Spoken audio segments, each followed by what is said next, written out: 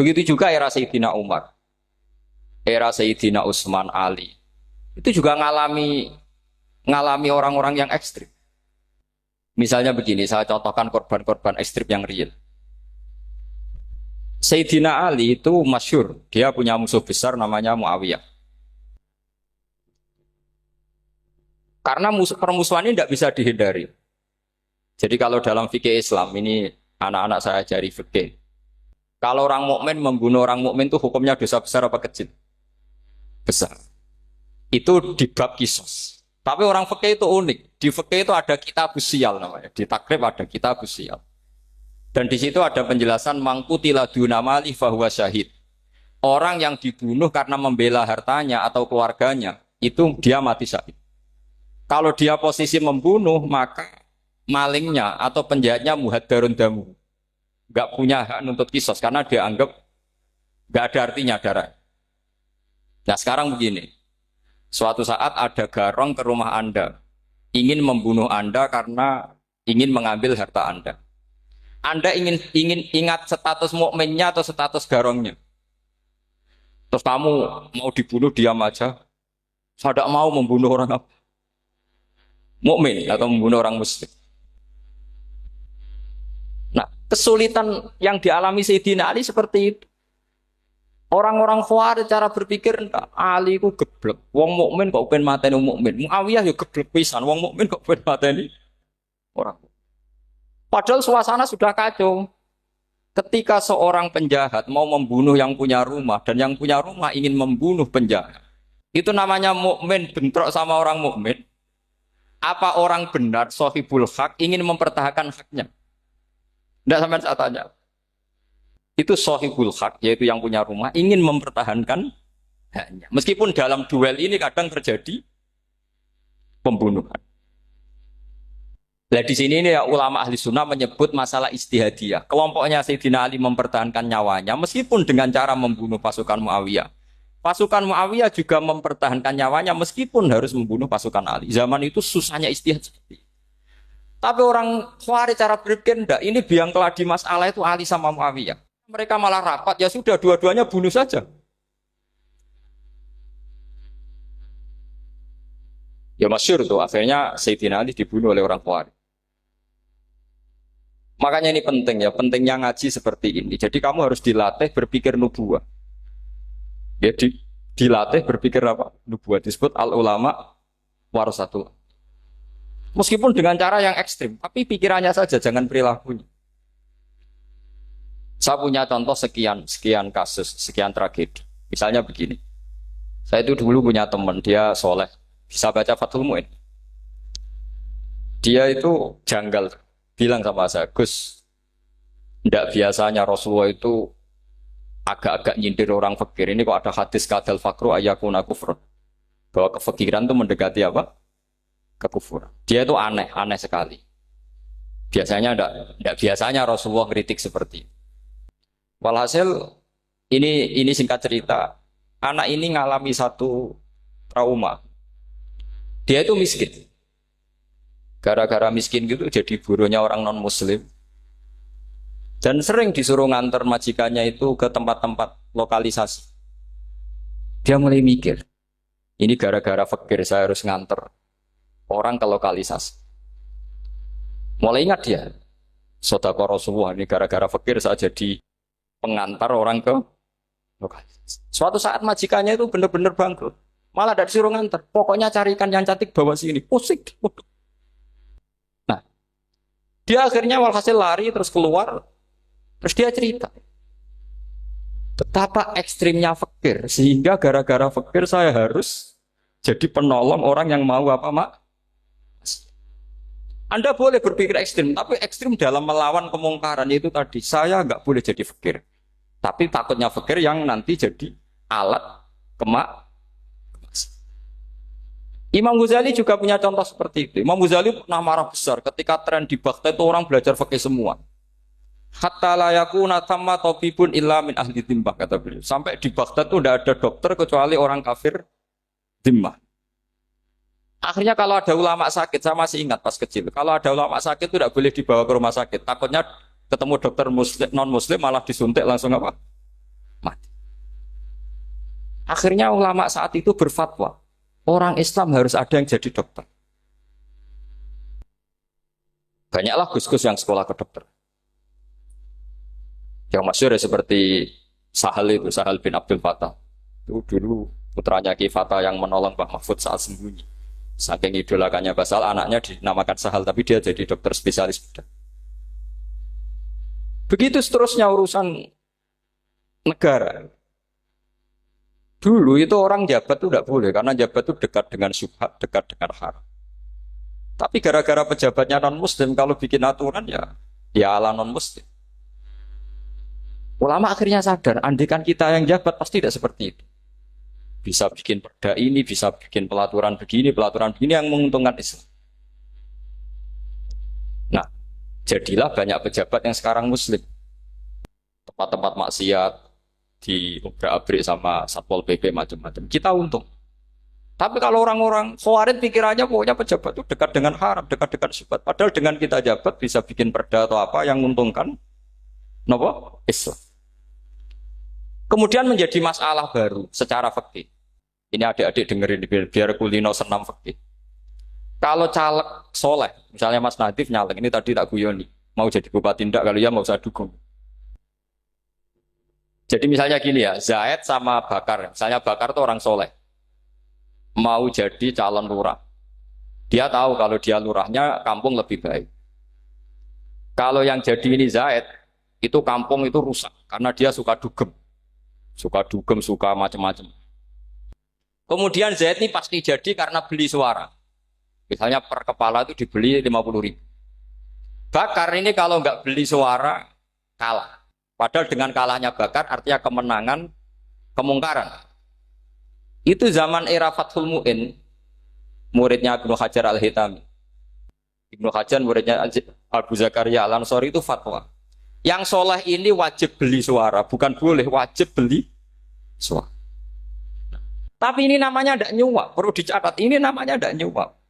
Jadi tidak bisa kamu kaitkan misalnya ar-rosi wal murtasi benar. Yang nyuap maupun yang menerima suap adalah sama-sama di neraka. Tidak bisa seperti itu. Karena logikanya dibalik.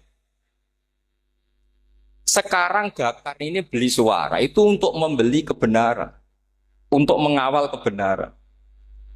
Zaid beli suara untuk menopang kebatilan. Berarti namanya Bakar ini penyuap atau pembeli kebenaran? Pembeli kebenaran. Harus dibedakan. Nah, ini pentingnya ulama. Memang nyatanya seperti itu. Yang dikatakan nyuap, riswah itu adalah membayar uang li'ib tolil hakti untuk membatalkan kebenaran atau membenarkan kebatilan. Itu namanya nyuap. Tapi kalau mengeluarkan uang untuk menghakkan barang hak dan membatalkan barang batil, itu namanya uang perjuangan. Nah ini pentingnya mikir. Jadi ulama itu mulai dulu sudah berat. Nah sekarang sudah banyak orang-orang khusyuk yang biasa di masjid khusyuk. Kalau ditanya zaman akhir rusak kabeh, wong soleh-soleh wis nyuap. Kalau orang soleh ini tidak nyuap ya tidak jadi. Kalau nggak jadi mereka nggak ada yang jadi DPR, nggak ada partai Islam, habis malah Indonesia. Saya itu punya kenalan banyak pakar-pakar di Jakarta, itu cerita saya, Pak Bahar. Indonesia itu solusinya gampang. Kita ini punya Bali, punya Batam. Itu kalau Bali dimakaukan, Batam dikayakan Hollywood. Amerika kaya itu bukan karena hebat. Pornografi dijual. Tinju di Nevada itu dijual, di Las Vegas dijual. Apa saja dijual. Kok tidak kaya itu gimana? Sementara Indonesia mau aur-auran gitu sukan partai Islam. Sebenarnya Indonesia gampang. Kalau ingin kaya, Bali itu dikayakan Hollywood atau dikalahkan Makau. Jadi kota judi. Batam dijadikan kaya Las Vegas. Itu transaksinya pasti triliunan. Orang kamane wong muda dijual, judi dijual, orang tinju dijual. Tapi gara-gara ada partai Islam, nyari rumus solusi ekonomi itu yang tidak seperti itu. Akhirnya kangelan. Akhirnya rapat isu. Tapi barokah tetap barokah partai apa? Yang menangnya caleg-calegnya rata-rata ya beli. Kalau tidak beli habis. Saya bukan menghalalkan nyuap, enggak. Kalau nyuap tetap haram ila yaumil qiyamah. Tapi kalau suratul masalah seperti ini kamu mengatakan suap itu beda. Ini suratul masalah yang tidak ada kaitannya dengan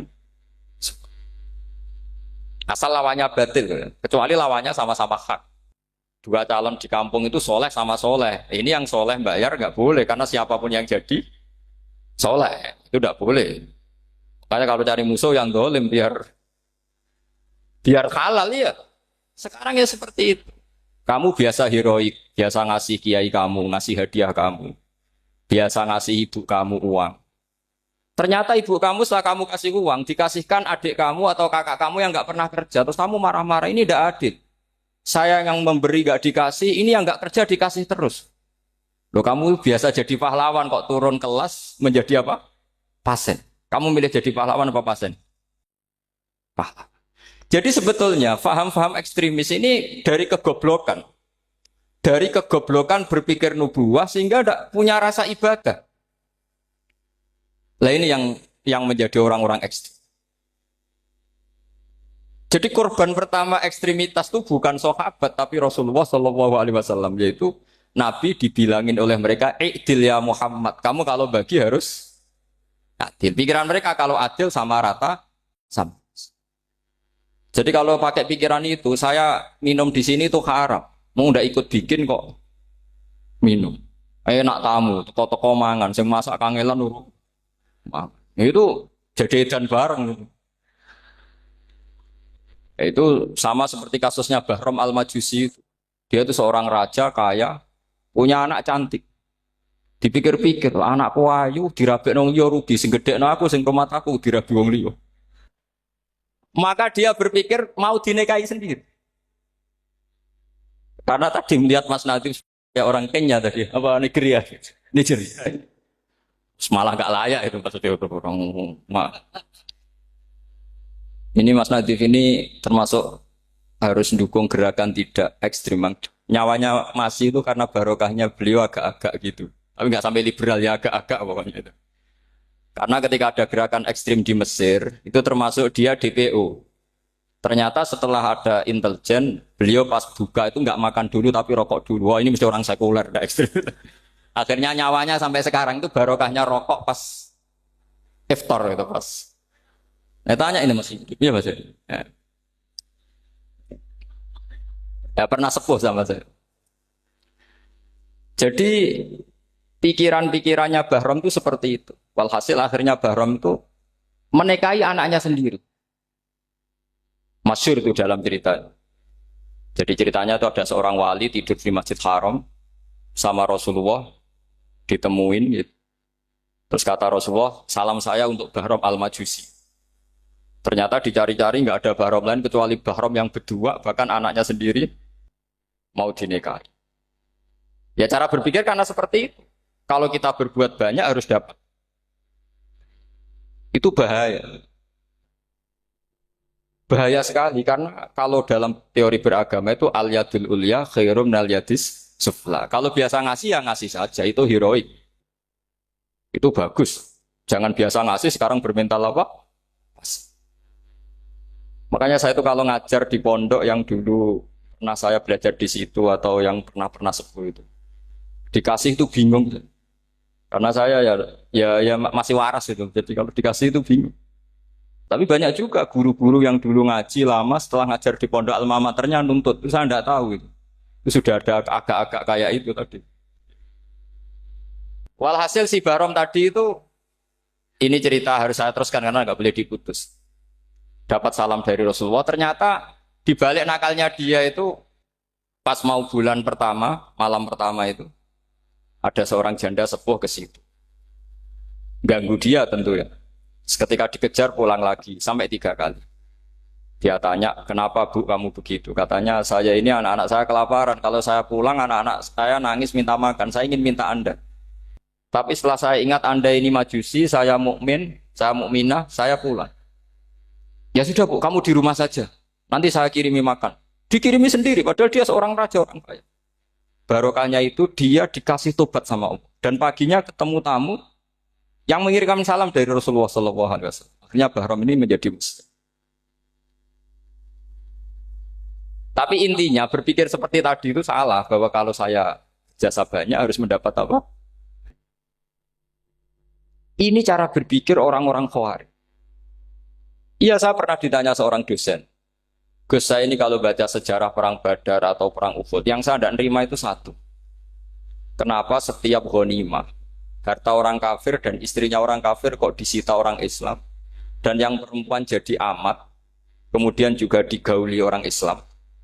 Yang hartanya orang kafir juga jadi asetnya orang Islam. Kok kayak garong? Dia tanya seperti itu sama saya. Terus saya jawab, kalau sampean ada garong dan kemudian bawa senpi, senjata api, kemudian garong Anda, penjahat Anda lumpuhkan, ya senpi itu harus Anda kembalikan. Monggo penjahat ini kagungan jenengan beto wangsul. Karena ada milik Anda, harus dikembalikan. Wah, tidak bisa Pak, kalau saya kembalikan pasti dipakai jahat lagi, dipakai kriminal lagi. Ya sama, kalau asetnya orang kafir dikembalikan ke orang kafir akan menjadi aset kekafiran lagi untuk menghancurkan kita. Nah, perempuan juga sama. Perempuan itu alat produksi. Jika perempuan tadi dikembalikan ke orang kafir, maka kamu menolong populasi orang. Ya seperti itu. Paham? Makanya disita dalam perang loh ya, tapi dalam perang yang legal. Nah itulah kenapa amat halal. Makanya di Quran itu illa ala azwajihim aw ma malakat ayman. Paling enggak itu masih ada ulama atau pemikir atau ustadz siapa saja yang bisa memahami logika apa? Nanti kalau ulama ini sudah meninggal, orang akan mencibir Islam dengan cara mengatakan Islam itu jahat, yaitu menyita hartanya orang kafir dan istrinya orang kafir setiap kali terjadi perang. Karena pemikiran ini pasti sama-sama kutubnya, sama-sama ekstrim. Nah ini penting saya katakan. Makanya masyhur itu perdebatan Sayyidina Ali dan Muawiyah. Ini saya kutip sedikit. Ini ya sama-sama berpikir ekstrim, tapi ekstrim yang baik. Walhasil dalam satu kerja bakti di Masjid Kuba, itu ada sahabat namanya Ammar. Ini di depan umum, ini penting. Kalau dalam ilmu hadis di depan umum ini penting. Karena nanti menjadi mutawatir. Beda dengan hadis yang Nabi ngendikan sama 1-2 sahabat. Namanya hadis ahadi. Di depan umum Nabi guyon gini sama Ammar. Ya Ammar waihak taktuluka alfiatul baghiyah. Ammar, kamu ini nasib kamu itu agak sial. Karena nanti yang membunuh kamu itu kelompok yang tidak benar. Alfiatul baghiyah itu kelompok yang tidak benar. Itu disaksikan sekian sahabat. Walhasil suatu saat Ammar ini ikut perang dan ikut pasukannya Ali dan terbunuh oleh pasukannya Muawiyah. Seneng Ali. Walhasil Ammar ditemuin sama Ali. Ya Muawiyah, al-ana dhuhara bi anna fi'ati haqqun wa fi'ataka baghiyah. Sekarang kelihatan siapa yang benar. Saya yang benar, kamu yang salah. Kenapa? Karena Ammar kelompokku dan terbunuh oleh kelompok kamu. Padahal kata Rasulullah yang membunuh Ammar adalah kelompok yang salah. Muawiyah pintar sekali, dia jawabnya gini. Laula kama kutila Ammar. Ammar terbunuh karena bela-belain kamu. Kalau kamu tidak nyuruh dia perang juga enggak terbunuh kan. Jadi kamu ikut andil, terbunuhnya siapa? Ammar. Tapi apa kata Sayyidina Ali? Idzan qatala Rasulullah Hamzah. Kalau teori itu Anda pakai, Rasulullah pun membunuh Hamzah. Sekarang Hamzah perang karena suruhan siapa? Rasulullah. Yang membunuh Hamzah siapa? Wahsy. Kalau teori itu Anda pakai, berarti Rasulullah pun membunuh Hamzah. Terus fasa kata Muawiyah, terus Muawiyah diam. Jadi fikih pun tuh diputuskan lewat pikiran ekstrim. Tapi bukan ekstrim yang merugikan orang lain. Ya, kalau merugikan orang lain namanya sudah la dororo wa la diror. Dia menyalahi aturan. Makanya saya pernah ngaji di sini dulu ketika tahun kemarin. Fikih-fikih Islam itu punya rumus, itu ya gara-gara pikiran ekstrim sebetulnya. Saya pernah nyontohkan adalah orang tuh kalau sholat jenazah itu mayitnya di depan. Itu ulama fikih tidak ada yang punya alasan. Mau hanya bilang gini, hakadha wajadna salafan wa khalafan. Mulai dulu kalau nyolati mayit ya jenazahnya di depan. Ya hanya gitu saja, tidak punya alasan. Makanya ulama lain mengatakan tidak apa-apa jenazah di belakang, yang sholat di depan. Kenapa? Fa innaha laysat bimanzilatil imam. Memangnya jenazah imam harus di depan. Itu ya tidak ada yang bisa bantah. Bagaimana mungkin harus di depan? Oh, enggak imam kok harus.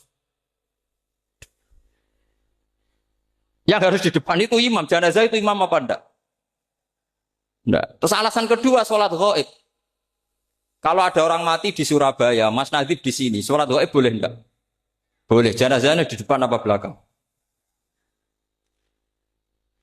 Belakang. Di belakang kan? Berarti harus enggak jenazah di depan?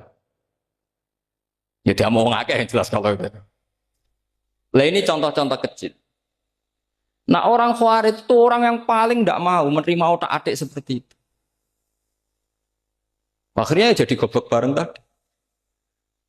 Ya makanya Rasulullah pun jadi korbannya Khawarij. Muhammad kamu harus adil. Karena pikiran mereka adil itu yang memberi banyak ya dapat banyak. Kalau pikiran nubuah tidak seperti itu. Kalau yang biasa memberi, biasa heroik, biasa baik ya biar tetap biasa memberi. Jangan dilatih jadi apa? Fasih. Ini mungkin adik-adik juga agak keberatan, tapi harus dilatih. Makanya saya itu jadi kiai itu ya mulai kecil anaknya kiai butuh kiai. Saya itu ya mulang tuh senang. Saya tidak pernah terlintas dikasih santri atau dihormati ya enggak. Mungkin sampai mati ya enggak terlintas. Ya pikiran saya sederhana. Biasa mulang pahlawan malah sekarang pasen itu malah kayak cemen, kayak turun kelas itu. Jadi saya terus ya enggak kepikiran sama sekali. Loh kalau saya minta sama Allah karena itu atasan saya. Makanya ada ulama yang ekstrim gini, ini kisah nyata. Ada ulama alim datang ke seorang raja. Rajanya ini soleh padahal. Ternyata pas raja itu berdoa, ya Allah saya kasih ini, kasih ini. Padahal ulama tadi itu mau mengajukan proposal. Mau minta apa gitu. Terus dia pulang ketika ditanya, Pak Kiai kenapa pulang? Ternyata raja itu minta zat yang sama yang saya mintai. Kalau raja saja masih minta ngapain saya minta raja? Saya akan minta zat yang dimintai raja. Terus pulang dia. Wah itu ya pikiran ekstrim, tapi bagus ekstrimnya. Saya akan minta zat yang dimintai. Kalau sampean kan enggak, uteke saya les, sholat dinteni, tetap jalo. Oh, orang mikir seperti itu. Memang salah didik, salah itu tadi. Nah, ini harus dilatih.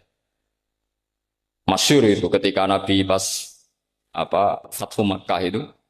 Orang-orang Ansor komentari Nabi gini, ketika Nabi sangat happy di Mekah, sangat enjoy di Mekah, kata orang-orang Ansor, Amar rojul adroka durok fatun fi ahli wa ulfatun fi asyiroti. Namanya orang pasti happy kalau di kampung halaman. Jangan-jangan Rasulullah itu nanti hidup di Mekah lagi, karena Mekah sudah dikuasai orang Islam. Beliau pasti kangen sama keluarga, sama Mekah. Tapi ya sama, ketika Rasulullah mulai ngasih itu, orang-orang Quraisy dikasih banyak, orang Ansor juga pikirannya seperti itu. Baru orang Ansor dilatih pikiran nubuah, yaitu tadi. Mereka itu dapat kambing, dapat sapi, terus pulang. Kamu mendapat saya, milih mana? Milih Rasulullah Shallallahu Alaihi Wasallam. Sekarang kamu saya balik. Kamu punya kiai, kamu bisa memberi hadiah, memberi beliau. Suatu saat kiai Anda ini kaya raya, terus sering ngasih orang-orang yang nggak pernah berjasa. Kamu nggak pernah dikasih. Itu kalau pakai pikiran Khawarij, kiai ini salah karena ngasih orang yang tidak apa? Berjasa. Tapi kalau kamu pakai pikiran nubuah, enggak. Alhamdulillah saya tetap istiqomah memberi kiai itu. Dan alhamdulillah enggak dibales. Semoga balasannya di akhir. Ya sudah seperti itu. Kalau pakai pikiran gengsi tadi seperti itu. Masa biasa memberi sekarang posisi diberi. Saya rak turun apa? Kelas. Jadi sebetulnya pikiran ekstrim itu boleh, tapi untuk yang seperti ini bukan ekstrim yang tadi. Makanya ini disebut al-hujjat. Al-hujjat itu satu logika yang bisa mematahkan asumsi awal. Ini saya harap santri-santri matolek, putra maupun putri berpikir seperti ini. Sehingga sama. Jadi misalnya sekarang dibalik. Kalau ada orang NTT yang masih non-muslim, itu orang kafir yang harus dibunuh atau orang kafir yang harus didakwai. Mesti pikirannya itu, kalau Nabi itu ya semua yang didakwai Nabi dulu orang kafir. Nah, ketika Nabi di Mekah itu pertama ketemu orang kafir itu dibunuh atau didakwai? Didakwai. Ya berarti pilihan sekarang ya didakwai bukan dibunuh. Nah soal perang itu perang itu beda dengan membunuh. Ada janjinya, ada macam-macamnya, terus nggak ada solusi itu baru ada apa? Jadi kalau sudah dibalik-balik gitu, makanya kata ulama-ulama, Khawarij itu pasti salah. Pasti salahnya adalah kalau orang tidak benar ya dibenarkan bukan dibunuh. Kalau setiap orang kafir dibunuh, Nabi kapan jadi nabinya? Karena orang kafir habis. Jadi metode bil hikmati ada, wal mau'izatul hasanah ada, karena orang kafirnya sudah apa? Mati. Pertanyaan kedua, kalau Nabi harus ekstrim ngapain yang ngawal Jibril? Halnya Israel lebih efektif. Jadi kalau sama-sama ingin ekstrim, Nabi itu nggak usah dikawal Jibril, kan enggak efektif kan? Harusnya yang ngawal itu siapa? Israel. Kan nggak repot. Nah, jadi saya mohon ini saya cerita. Jadi korban pikiran ekstrim itu bukan siapa-siapa. Pertama itu Rasulullah. Akhirnya Rasulullah menjelaskan, ya beginilah cara berpikir. Jadi saya kira demikian. Nanti mungkin kalau ada tanya-tanya, ada pertanyaan. Yang jelas kalau seputar ekstremitas itu bisa latihan. Ya. Sebenarnya bisa latihan di fikih. Karena fikih ini cerminan dari pikiran ulama. Ya, cerminan dari pikiran apa ulama yang tidak tekstual. Ya, seperti gini ya. Tasaddaqa Rasulullah so'an min tamrin au so'an min akidin. Ketika zakat fitrah itu Rasulullah mengeluarkan satu sok amr. Amr itu kurma.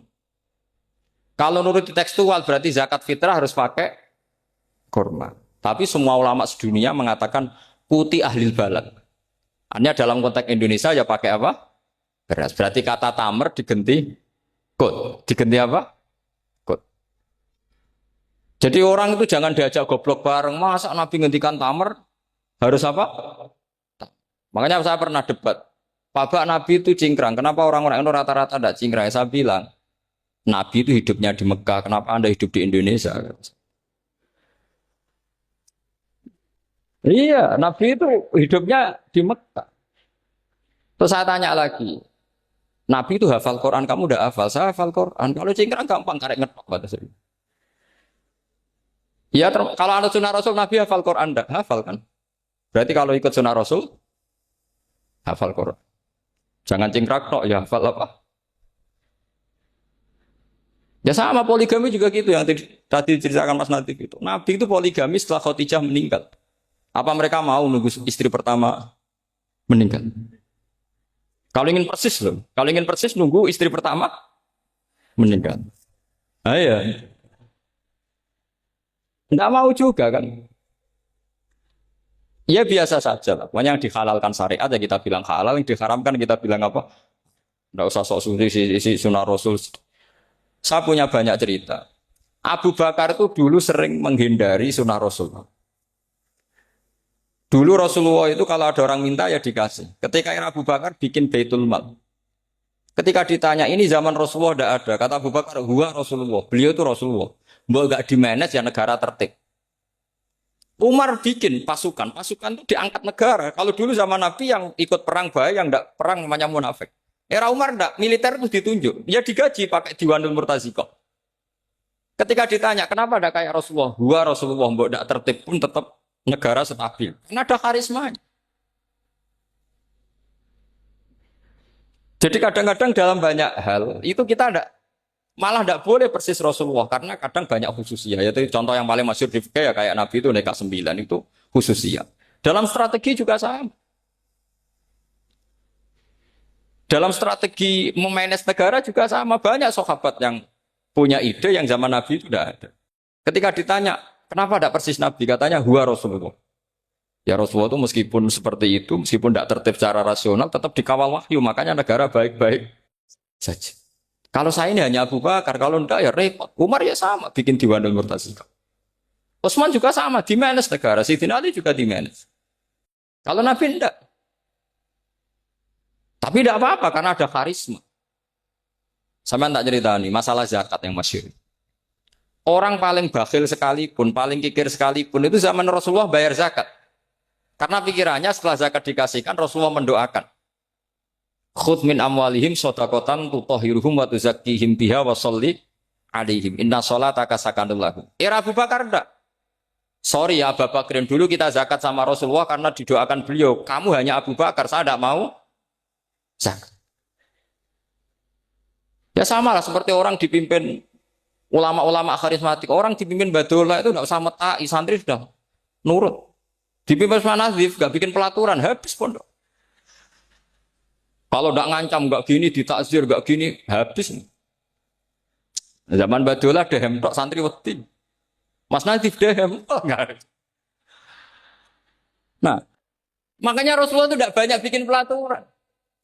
Rasulullah itu kalau mau perang itu hanya bilang sahabat, saya besok ditantang Abu Sufyan di sini. Saya mau perang. Oh itu sahabat ikut semua. Orang melihat wajahnya, melihat karismanya sudah tertarik ingin menyelamatkan beliau. Kita tidak akan ridho Rasulullah keluar sendiri. Kalau Abu Bakar ya enggak. Pertama Abu Bakar pidato sudah sopan. Saya memimpin kamu. Ini ketulitu alas tubuh khairikum. Saya ini memimpin kamu, tapi bukan berarti saya yang terbaik. Jika saya benar maka dukunglah. Kalau salah ingatkan. Itu pertama orang-orang bilang apa? Fawwala uqiman nakabisef. Nanti kalau Anda salah tak ingatkan pakai pedang. Ya karena hanya Abu Bakar bukan Rasul. Jika diaturlah ini ada militer, ada pengawal, ada Baitul Mal. Era Umar lebih modern lagi ada Diwanul Murtazikoh, ada macam-macam. Ya Rasulullah enggak ada. Nah sekarang orang sidik-sidik muni sunnah Rasul. Padahal ada sunnah Rasul yang khasnya Rasulullah sebagai nubuwah. Ya khasnya Rasulullah sebagai apa? Coba Nabi itu istrinya 9. Semuanya cerita tentang tahajudnya Nabi, witirnya Nabi.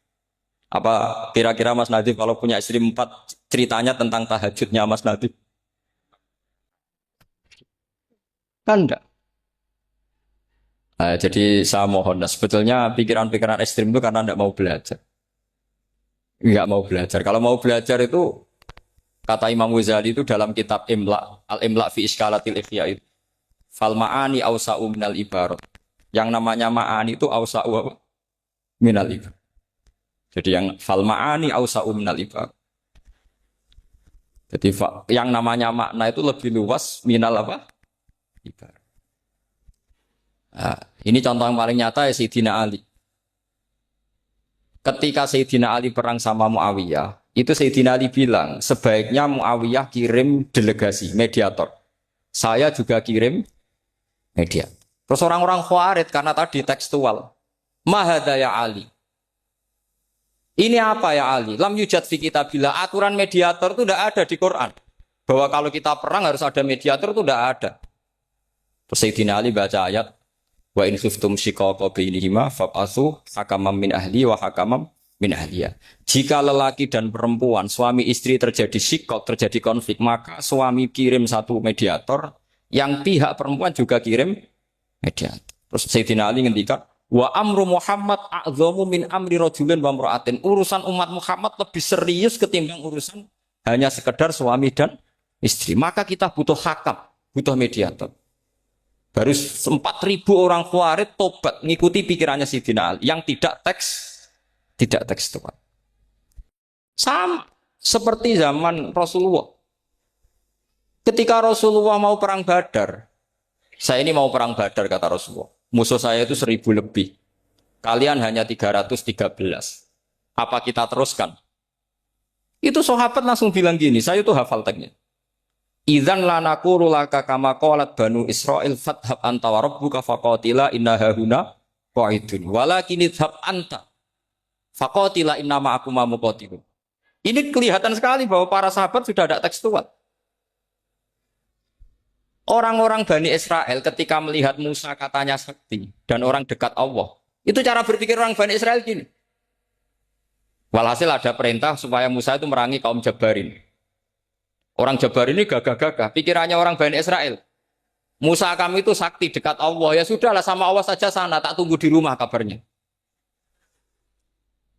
Itu kan sama dengan santri semedit. Roh kiai ini suga. Kiai aku suga. Serasa tak pikir kan seperti itu. Ya sama seperti itu. Nabi ku kekasih Allah. Mesti perang menang. Serasa tak ewangi mesti menang. Fadhab anta wa rabbuka faqatila inna hahuna. Kok itu? Ya sudah kamu berangkat saja sama Tuhan. Tak tunggu di rumah.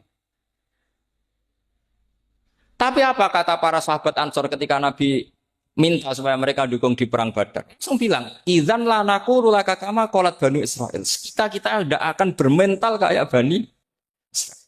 Ini tekstual pada enggak. Mereka punya mafhum, punya pikiran. Cara Mas Nadif punya kreatif. Bahwa ini mental yang bejat, kita tidak akan meniru seperti itu sahabat. Jadi dulu sahabat itu makna di Quran juga ada tekstual. Jadi bisa memahami. Nah sekarang orang memaksa semuanya harus tekstual. Ya meskipun tadi jangan terlalu liar terus menjadi liberal. Tapi saya tidak tahu kalau contohnya Mas Nadiem tadi pakai kondom, sisi kordon tidak tahu itu pikirannya Jil apa Mas Nadiem tidak tahu saya itu tidak tahu kok sampai sembeling itu saya tidak tahu itu. Oh, lagi juga kalau tidak bisa nyontohkan yang di luar itu saya itu ya tidak tahu. Mulai dulu ilmunya seperti itu terus saya tidak tahu lagi. Jadi mulai dulu zaman Nabi pun itu sudah ada pikiran-pikiran seperti itu. Jadi tekstual atau harfiah itu ya enggak. Nyatanya sahabat langsung bilang idzan lanaku rulaka kama qolat banu apa? Esra. Jadi ini saya kira demikian nanti kalau apa ada yang tanya monggo.